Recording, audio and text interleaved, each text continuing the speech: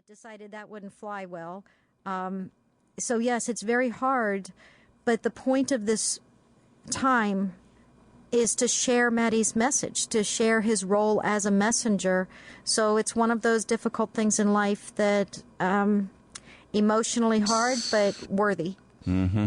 Bless your heart. I think many of us would like to change the endings sometimes, but we just can't do that, can we? No, we can't. No.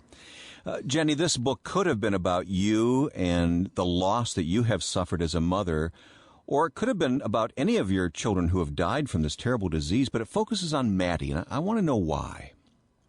Well, I mean, any story is a good story to be told. If I told, this story's about Mattie, but it's not even about Mattie's entire life. If I told Mattie's entire story, we'd be talking volumes, not a single set of pages. And so many people have been touched by Mattie's message, by his poetry, or they've heard him give a speech, or they've just seen him on a talk show on TV. And people are moved, but they want to know, who was he? Who was this person behind the message, behind the Heartsongs? And I thought what really matters now in his absence is that people get the human being, that people understand he was as witty as he was wise, that he was every bit a normal kid with the untied shoes and the I don't want to do my math homework as he was dispensing his philosophical musings and his thoughts on world peace.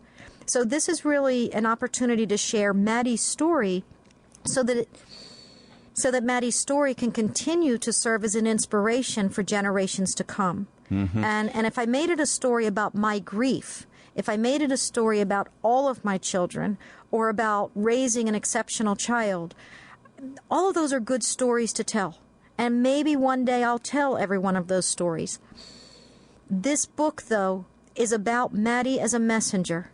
It's about Mattie's message so that people can continue to be inspired. They can continue to believe that hope is real, peace is possible, and life is worthy. For those who have already listened to the book, they know about Heartsongs, but tell me about Mattie's Heartsongs. Mattie believed that a heart song was your unique reason for being. It was something special inside of you, and it was a gift to be given away. Mattie's heart song, which he said the way you find your heart song is whatever you need, whatever you want, you get why that matters, and then you use whatever talents you've been given by God to give that away. What Mattie needed and wanted most in a life filled with, despair and disability and death and even divorce, Mattie needed happiness and love that lead to hope and peace.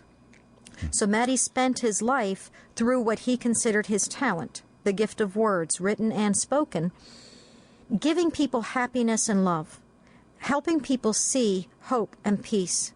And in doing that, it came back to him in spiritual ways and very tangible ways. And that's what Mattie said was a heart song. It's your reason for being. And Mattie said, two people may have what seems to be the exact same heart song. You have the same need, the same want, even the same talent for sharing. He said a heart song's still unique because it comes from an individual. So it can never be the exact same as another person's heart song. I'm struck with the fact that he gave, but he received back at the same time. Oh, he did. Sometimes when Mattie would hit a point, and you see this in the book, really the climax of the book is when Mattie realizes he's giving his last speech. Nobody wanted to believe that this comeback kid was really going to leave us. Surely there's going to be another fix, another day, another moment. But he realized that his days were marked. And in the final speech he gave, he was in tears before he went up to give the speech. He did not know how he was going to inspire people, knowing that this was the last opportunity he was going to have to be a messenger in a meaningful way. And once he got up and started giving this gift of hope to people, they gave it back to him. I mean, he felt it. He felt empowered. His whole demeanor changed up on stage. And by the time it was over, he was more at peace with what he was about to face as a human being. I'm told that one of the main fears of children who are dying is that they're afraid that no one will remember them.